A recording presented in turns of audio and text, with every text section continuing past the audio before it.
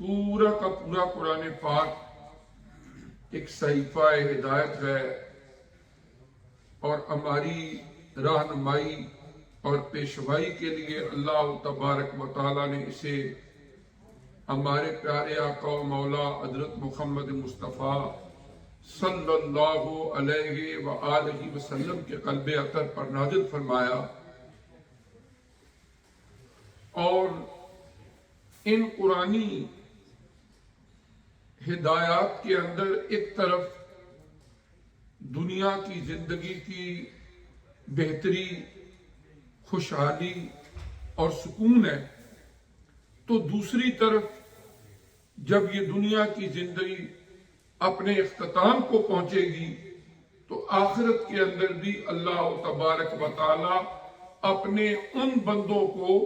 جنہوں نے دنیا کی زندگی احکامات الہیہ کے تحت گزاری اپنی رحمتوں سے نوازیں گے۔ اور یہ جو سورہ مبارکہ ہے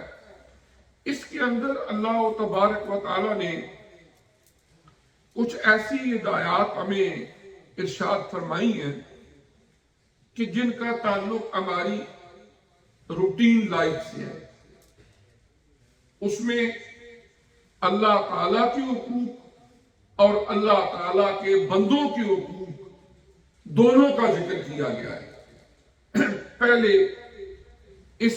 سورہ مبارکہ کا جو ابھی حمد و صلوات کے بعد تلاوت کی ہے اس کا ترجمہ۔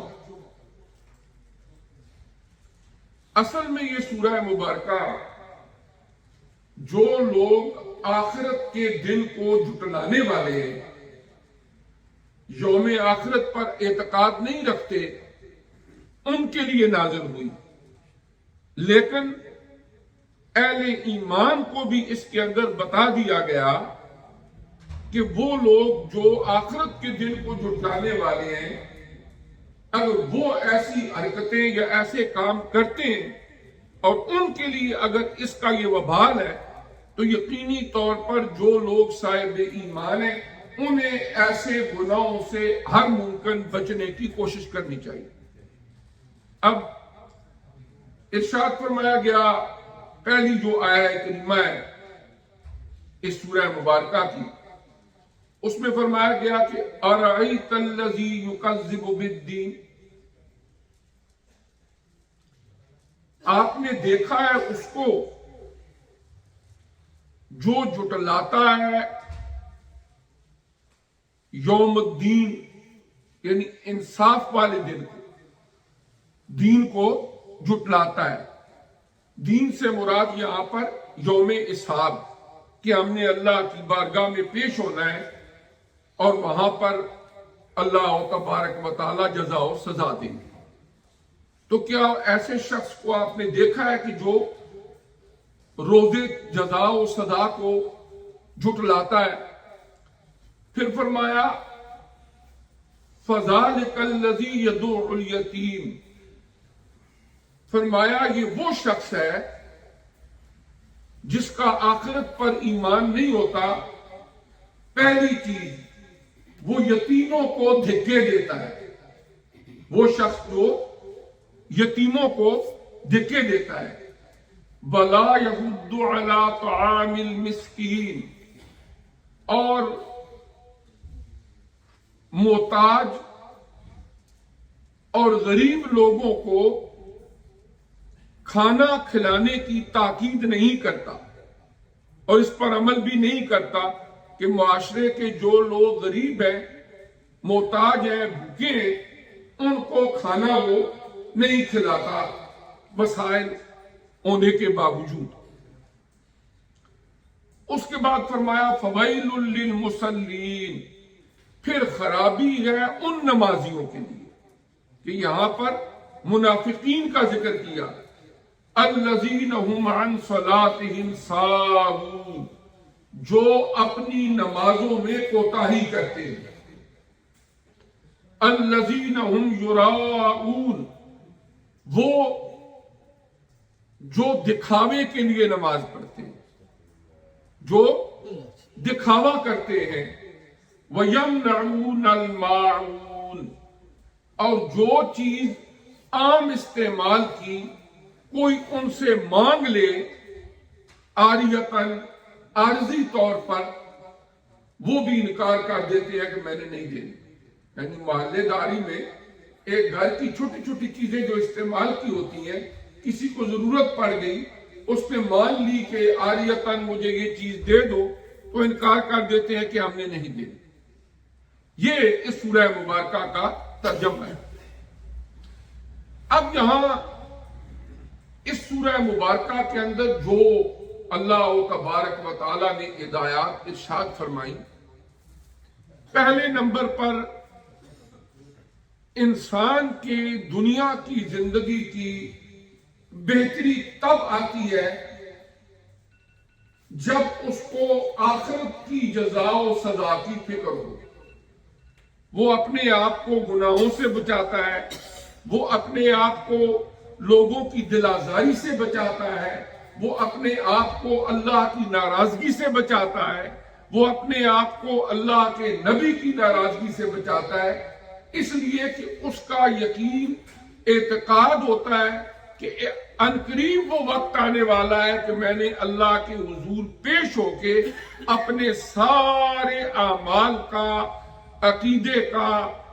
اس کا میں نے جواب دینا ہے. تو پہلی بات یہ ارشاد فرما دی کہ آپ نے نہیں دیکھا اس شخص کو جو جزا و سزا کا انکار کرنے والا ہے، جھٹلانے والا ہے. یعنی عقیدہ آخرت کی مضبوطی یہ ضرورت ہے ایمان کے لیے. اجزاء ایمان میں سے کہ انسان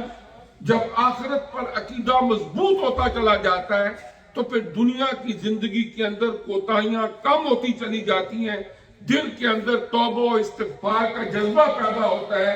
اور نیکی اور مصالحے والے کاموں میں اس کا جذبہ بڑھتا چلا جاتا ہے جب اس کو فکر آخرت ہوتی ہے. ادروائز وہ دنیا کی زندگی میں کیا کرتا ہے، ان کا ذکر اللہ تعالیٰ نے اگلی آیات میں فرمایا. 2 نمبر آیت میں فرمایا کہ وہ شخص یتیم کو دھکے دیتا ہے. یتیم کا لفظی معنی ہوتا ہے اکیلا. سمندر کے اندر ایک سپی ہوتی ہے، اس کے اندر ایک موتی ہوتا ہے اور اس کو در یتیم کہتے ہیں. سنگل موتی ہوتا ہے.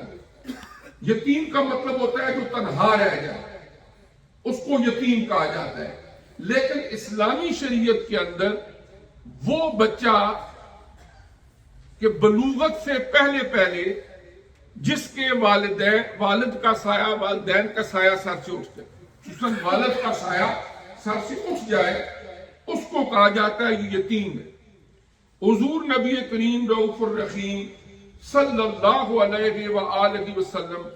آپ خود بھی یتیمی کی حالت میں پیدا ہوئے. آپ کے والد ماجد حضرت سیدنا عبداللہ رضی اللہ تعالی عنہ آپ کی ولادت سے قبل وصال فرما چکے تھے، اور آپ نے یتیمی دیکھی، اس کا ایکسپیرینس کیا، یتیمی کی حالت میں بڑے ہوئے، اور آپ یتیموں کا بہت خیال رکھتے تھے. یتیموں کے سر کے اوپر دست شفقت رکھتے تھے. آپ نے ارشاد فرمایا کہ جو آدمی یتیم کے ساتھ غم گساری کرنے والا ہے، کل وہ اور میں قیامت کے دن ایسے ہوں گے جیسے یہ 2 انگلیاں ہیں. یعنی اس طرح آپ نے 2 انگلیوں کا اشارہ فرمایا کہ جس طرح یہ 2 انگلیاں کٹھی ہیں، یتیموں کی کفالت کرنے والا بھی کل قیامت کے دن اسی طرح میرے ساتھ ہوگا. اور اللہ تبارک و تعالی نے قرآن پاک میں سورہ النساء میں دیگر مقامات پر اور اس آیت میں بھی یتیموں کا خصوصی طور پر ذکر فرمایا. یہ عام لائف روٹین ہے. ہم دیکھتے ہیں کہ گھروں کے اندر جو بچے ہوتے ہیں، باپ محنت کرتا ہے، کاروبار کرتا ہے، ملازمت کرتا ہے، مزدوری کرتا ہے، اپنی طرف سے کوشش کر کے ان کے جو لائف سٹینڈرڈ ہے اس کو بہتر کرنے کی کوشش کرتا ہے، ان کی بنیادی ضرورتوں کو پورا کرتا ہے، انہیں ضرورت نہیں پڑتی وہ مجبور ہو کہ کسی کے سامنے دستے سوال دراز کریں، وہ اپنے ماں اور باپ سے مانگتے ہیں اور ماں باپ محنت کر کے ان کی ضرورتوں کو پورا کرنے کی پوری بھرپور کوشش کرتے ہیں، اور پھر اللہ تعالیٰ نے فطری طور پر بھی، پیدائشی اور جبلی طور پر بھی ماں اور باپ کے دل میں اپنی اولاد کی محبت ڈالی۔ یہی محبت ہے کہ جو انہیں مشکلیں اور کٹھن راستے اپنا کے بھی اپنی اولاد کے پالنے پرورش کرنے میں اکتانے نہیں دیتی، تھکنے نہیں دیتی۔ تھک گئے، آرام کیا، صبح اٹھ کے پھر کام پہ کہ چلو میرے بچے اچھی زندگی گزاریں۔ اور جس کا باپ نہیں ہے، اور اسلامی معاشرے کے اندر ویسے بھی عورت کے لیے جو پردے کے احکامات ہیں اور شرعی حوالے سے بھی ایک عورت پیدا ہونے سے لے کر بڑھاپے تک کوئی فائنینشل ذمہ داری اس پر نہیں ڈالی گئی۔ پیدا ہوتی ہے بچی، جب تک شادی نہیں ہوتی ماں باپ کی ذمہ داری ہے۔ جس دن نکاح ہو جاتا ہے خامند کے اوپر ساری ذمہ داریاں مینٹیننس کی، نان و نفقہ کی آ جاتی ہے۔ پھر بچے ہو جاتے ہیں، وہ بڑے ہو جاتے ہیں، اللہ نے ماں کے قدموں میں ان کی جنت رکھ دی ہے، انہیں حکم دیا گیا کہ تم ماں کی خدمت کرو، آپ کی خدمت کرو۔ اس طرح یہ ہے کہ ایک عورت کے اوپر چونکہ فائنینشل ذمہ داریاں اسلام نے نہیں ڈالی، اس کے باوجود اللہ تعالیٰ نے انہیں اس میں سے حق ضرور دیا ہے کہ وراثت کا حقدار ٹھہرایا ہے۔ اور اس طرح یہ ہے کہ جب باپ سر پہ نہ ہو تو مشکلات ہوتی ہیں، اور اللہ کریم جو اپنے بندوں سے ماں سے بھی زیادہ پیار کرنے والا ہے، اس نے معاشرے میں رہنے والے دیگر انسانوں کو بار بار تلقین کی کہ اگر اللہ نے تمہیں وسائل عطا فرمائے ہیں، زندگی کی دولت سے نوازا ہے، تم اپنے بچوں کے سر پہ زندہ ہو تو وہ جو فوت ہو گیا ہے اس کے یتیم بچوں کے سر پر ہاتھ رکھ کے ان کی دنیا بہتر کرو، اللہ تمہاری آخرت سنوار دے۔ اور پھر وراثت کے قوانین، اصول جب ذکر کیے گئے قرآن میں، تو ایک بات یہ کہ جو بچے یتیم ہوں، بسا اوقات معاشرے کے اندر لوگ اتنے سنگ دل ہو جاتے ہیں، قریبی عزیز بھی، کہ ان کے باپ کا بھی جو کچھ ہے ان بچوں کی اس چھوٹے ہونے کی وجہ سے فائدہ اٹھا کے کچھ اس میں سے لے لیتے ہیں، کچھ اپنے نام کروا لیتے ہیں۔ تو فرمایا قرآن پاک میں کہ جو آدمی ان یتیموں کا مال کھائے گا وہ ایسے ہے جیسے جہنم کی آگ کے انگارے اپنے پیٹ میں ڈال رہا ہے۔ یہ قرآن پاک میں ارشاد فرمایا گیا۔ اور وہاں پر وہ اللہ پاک جو ہماری سائیکی کو، ہماری نفسیات کو جاننے والے، بڑے خوبصورت انداز میں ہمیں دعوت فکر دی کہ ایک لمحے کے لیے سوچو، اگر آج تمہارے چھوٹے چھوٹے بچے ہیں، تم دنیا سے چلے جاؤ اور کل تمہارے بچے یتیم ہو جائیں، ان کو کوئی رلائے، ان کو کوئی تنگ کرے، ان کو کوئی پریشان حال کرے، تو تم کیا سوچتے ہو؟ جو اپنے بچوں کے بارے میں سوچتے ہو کہ ابھی سے اگر ایسا منظرنامہ پیش کیا جائے تو تمہاری آنکھیں نم ہو جائیں کہ میرے بچے، ان کے ساتھ تو ایسا کبھی نہ ہو، تو وہ بھی کسی کے بچے ہیں۔ اگر اللہ کا ایک نظام ہے جس نے دنیا میں آنا ہے، جس وقت جانا ہے، اگر وہ یتیم ہو ہی گئے تو تم ان کے ساتھ غم گساری کرو۔ یتیم ہونا کوئی عیب نہیں ہے، اللہ نے اپنے نبی کو سارے عیبوں سے پاک پیدا فرمایا، اور آپ بھی یتیمی کی حالت میں دنیا میں آئے۔ اور اس طرح یہ جو سورہ مبارکہ سورہ الماعون قرآن پاک کی تلاوت کی ہے، اس میں اللہ تبارک و تعالی نے فرمایا کہ وہ لوگ جو آخرت کو جٹلاتے ہیں ان کی ایک خصلت کیا ہوتی ہے؟ فَذَلِكَ الَّذِي يَدُعُ الْيَتِيمَ، جب فکر آخرت نہیں رہتی تو یہ یتیموں کو دھکے دیتے ہیں۔ تو یتیموں کے حقوق کو بیان کیا، اس کے بعد دوسری ان کی خصلت کیا بیان کی؟ فرمایا وَلَا يَحُضُّ عَلَىٰ طَعَامِ الْمِسْكِينِ، اور یہ یتیموں کو کھانا کھلانے پر لوگوں کو تاکید نہیں کرتے، ابھارتے نہیں، نہ اس پر عمل کرتے ہیں۔ اور اللہ کریم نے قرآن پاک میں ارشاد فرمایا کہ کچھ لوگ جو جہنم میں جائیں گے، جو جہنم کا داروغہ ہوگا، وہ ان سے سوال کرے گا کہ ما سلککم فی سقر، وہ کون سی چیز ہے جو تمہیں جہاں جہنم کے اندر لے کے آ گئی ہے؟ تو وہ اس کا جواب کیا دیں گے کہ ہم دو کام نہیں کیا کرتے تھے، ایک ہم نماز نہیں پڑھتے تھے اور دوسرے نمبر پر ہم مسکینوں کو کھانا نہیں کھلاتے تھے۔ یہ جو ہمارا ایصال ثواب کا کنسپٹ ہے نا، بنیادی طور پر ایصال ثواب کے اوپر کسی مسلمان کو اعتراض نہیں ہو سکتا۔ ہر بندے کو پتا ہے کہ جب دعائے مغفرت کی جائے تو اللہ نے قرآن میں حکم دیا ہے، اللہ کریم دعاؤں کو قبول فرماتے ہیں، اور زندوں کی دعاؤں سے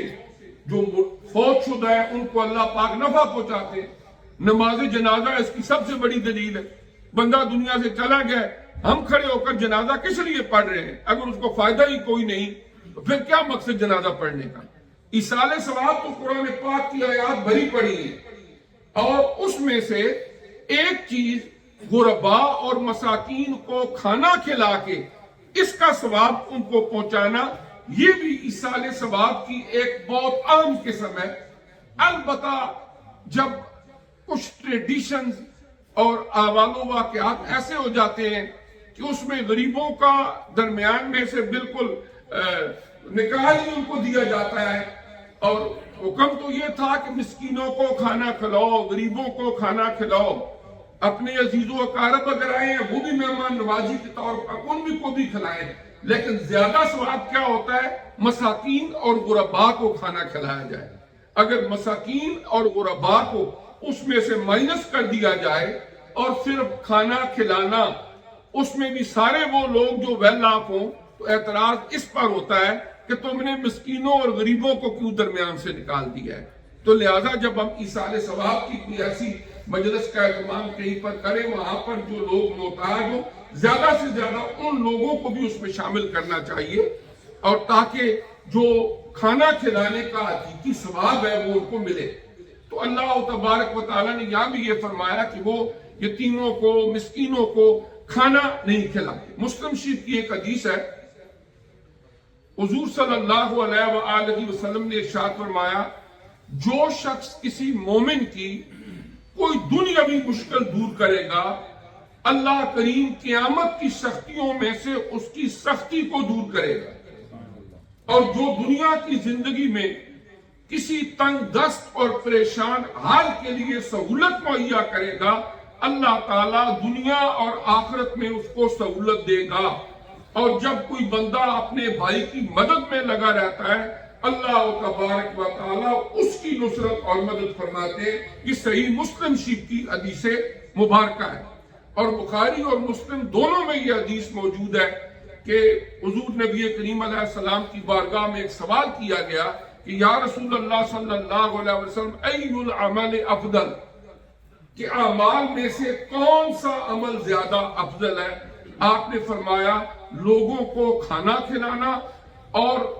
ہر مسلمان کو سلام کرنا، خواہ تم اس کو جانتے ہو یا نہیں جانتے ہو، السلام علیکم کہنا۔ فرمایا یہ اچھے کاموں میں سے ایک ہے۔ اور اسی طرح جو لوگ محتاج ہوں، فرمایا ان کو کھانا کھلانا، یہ بھی اچھے کاموں میں سے ایک ہے۔ اس کے بعد اللہ تبارک و تعالیٰ نے اس سورہ مبارکہ کی اگلی آیہ کریمہ کے اندر فرمایا، الذین هم عن صلاتهم ساہون، کہ جن لوگوں کا عقیدہ آخرت کمزور ہو جاتا ہے، آخرت کی فکر نہیں رہتی، ایک کوتاہی ان میں یہ آ جاتی ہے کہ وہ نماز میں کوتاہی کرتے ہیں، نماز میں کوتاہی کرتے ہیں۔ اب اس کی تفسیر کئی معنوں میں کی گئی۔ ایک تو یہ ہے کہ آدمی بر وقت نماز نہ پڑھے، نمبر دو کبھی پڑھ لی کبھی چھوڑ دی، نمبر تین پڑھتے ہوئے دھیان اور توجہ اللہ کی طرف کرنے کی بجائے ادھر ادھر مشغول رہا۔ امام صاحب نے 2 رکعتیں 4 رکعتیں پڑھا دی، بعد میں کوئی بندہ پوچھے امام صاحب نے کیا پڑھا تھا، مجھے یاد کوئی نہیں، یعنی توجہ ہی کوئی نہیں نماز کی طرف، بس ایک ضابطے کی کارروائی کے طور پر آ کے کھڑا ہو گیا۔ یہ بھی نماز کی کوتاہیوں میں سے ایک کوتاہی ہے کہ جب بندہ اپنے دنیا کے کام کاج چھوڑ کے اللہ تعالیٰ کی بارگاہ میں اللہ اکبر کہہ کے ہاتھ باندھ دیتا ہے، اور اللہ اکبر کیوں کہا جاتا ہے کہ اس کا معنی ہوتا ہے اللہ اکبر من کل شیء، کہ اللہ تعالیٰ ہر چیز سے بڑا ہے، اللہ تبارک و تعالیٰ ہر چیز سے بڑا ہے۔ اب کیا ہے، اللہ کی کبریائی کا اعتراف، اور جب کوئی بندہ اللہ اکبر کہتا ہے تو اپنے دل کے اندر جو بھی کوئی بت بنے ہوئے ہیں چھوٹے چھوٹے، اپنی انانیت کا بت ہے، دولت کا بت ہے، خواہشوں کا بت ہے، اس ایک ضرب سے پہلے اس کو توڑے، اللہ اکبر، پھر اس کے بعد سبحانک اللہ، پھر اللہ کی پاکیزگی بیان کرے، پھر اللہ کی تعریف کرے، تو اس کے بعد جس وقت جتنے بھی کمیونیکیشن کے ذرائع ہیں ان سے بندہ بالکل ڈسکنیکٹ ہو جاتا ہے، ان کو چھوڑ دیتا ہے، تو صرف 1 to 1 with اللہ سبحانہ وتعالی، صرف اللہ کی ذات کی طرف توجہ دے کہ اللہ تعالیٰ کی ذات مجھے دیکھ رہی ہے، سن رہی ہے، میرے ساتھ ہے، اور میں اسی کی خاطر یہ نماز پڑھ رہا ہوں۔ قرآن نے فرمایا الذین هم عن صلاتهم ساہون، کہ یہ وہ لوگ ہیں جو آخرت کے اوپر یقین جن کا کمزور ہو جاتا ہے، پھر وہ نماز کے اندر کوتاہی کرتے ہیں، الذین هم یراؤون، دکھاوے کے لیے نماز پڑھتے ہیں،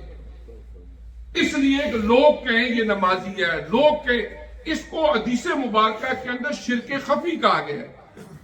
شرک خفی کیا؟ کہ جو منصب ہمیں اللہ کو دینا چاہیے تھا کہ میں نماز پڑھ رہا ہوں میرا اللہ خوش ہو، وہی منصب لوگوں کو دے دیا کہ میں نماز پڑھ رہا ہوں لوگ مجھ سے خوش ہوں، یہ بڑا نمازی ہے۔ تو یہ شرک خفی حدیث مبارکہ میں اس کو کہا گیا ہے۔ تو فرمایا جن لوگوں کا عقیدہ آخرت کمزور ہو جاتا ہے، ایک بات جو آیت نمبر 6 کے اندر بیان فرمائی، فرمایا یہ ریاکاری کرنا شروع کر دیتے ہیں، وَيَمْنَعُونَ الْمَاعُونَ، اور اس کی 7ویں اور آخری آیت کے اندر جو چیز بیان کی اس کا تعلق بندوں کے حقوق سے۔ معاشرے کے اندر رہتے ہوئے ایک بندے کو دوسرے بندے کی ضرورت پڑتی رہتی ہے، خصوصی طور پر ہمسائیگی کے حقوق کو حضور علیہ الصلوۃ والسلام نے بہت ساری احادیث میں اور اللہ تعالیٰ نے قرآن میں بیان فرمایا کہ ہمسایوں کے حقوق کیا ہے، ان کو کیٹیگریز میں بھی تقسیم کیا، کون کون سے، ایک ہے جو آپ کا پڑوسی ہے، ساتھ رشتہ دار بھی ہے، دوسرا عارضی طور پر پڑوسی ہے، کسی کا گھر آپ کے قریب ہے، آپ ایروپلین پہ سفر کر رہے ہیں، بس میں سفر کر رہے ہیں، ساتھ جو سیٹ پہ بندہ 2 4 10 گھنٹوں کے لیے آپ کے پاس بیٹھ گیا ہے، وہ بھی آپ کا پڑوسی ہے، اس کو بھی عارضی پڑوسی، اس کے بھی رائٹس ہیں۔ تو یہاں پر فرمایا گیا کہ وَيَمْنَعُونَ الْمَاعُونَ، ماعون عام ضرورت کی چیزیں، کچن کی چیزیں، گھر میں استعمال کی چھوٹی چھوٹی چیزیں جو ہوتی ہیں، اور اس میں مفسرین کرام نے لکھا کہ گھر کے اندر چھوٹی چھوٹی استعمال کی جانے والی جتنی چیزیں، اگر کسی کو ضرورت پڑ گئی ہے محلے میں یا کوئی بھی آدمی ہے، اس نے مانگا، دے سکنے کے باوجود فرمایا وہ انکار کر دیتے ہیں کہ جو ہمیں کیا ہے، یعنی سیلفش۔ تو فرمایا وَيَمْنَعُونَ الْمَاعُونَ، مقصد یہ کہ انہیں اپنی ذات کی فکر ہے،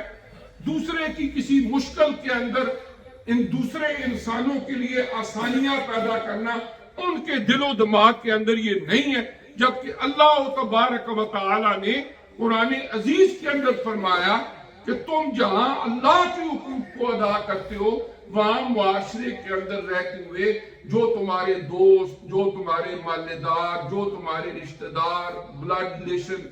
ان لوگوں کے ساتھ بھی اپنی کیپیسٹی میں رہتے ہوئے اچھا سلوک اور اچھا رویہ رکھو۔ اور کچھ صحابہ کرام نے معاون کا معنی زکوٰۃ کیا ہے، دوسرا معنی جو اس کا کیا ہے وَيَمْنَعُونَ الْمَاعُونَ، اور وہ روک کے رکھتے ہیں زکوٰۃ کو دوسروں سے، کہ اللہ نے انہیں مال و دولت دیا لیکن اس میں سے وہ زکوٰۃ تک بھی ادا نہیں کرتے۔ قرآن پاک کی متعدد آیات کے اندر اس کو بیان کیا گیا کہ زکوٰۃ کی فرضیت کو۔ اس طرح سورہ الماعون قرآن عزیز کی 107 نمبر سورہ مبارکہ ہے، 7 اس کی آیات ہیں، اور اللہ تبارک و تعالیٰ نے اتنی جامع سورہ مبارکہ ہے کہ اس کے اندر اللہ کے حقوق کو بھی بیان کیا اور اللہ کے بندوں کے حقوق کو بھی بیان کیا، اور سماجی اور معاشرتی حوالے سے آپس میں محبت الفت کے ساتھ رہنے کے لیے جو چھوٹے چھوٹے ضابطے قانون اللہ نے عطا فرمائے ان پر عمل کر لیا جائے، دوسروں کے لیے آسانیاں بھی پیدا ہوتی ہیں اور یتیموں، مسکینوں اور حقداروں تک حق بھی پہنچتا ہے، ان کی دنیا اللہ اس میں آسانیاں پیدا فرماتے ہیں، اور جو عمل کرنے والا ہوتا ہے اللہ اسے دنیا میں بھی عزت دیتے ہیں اور آخرت کے اندر بھی سرخروی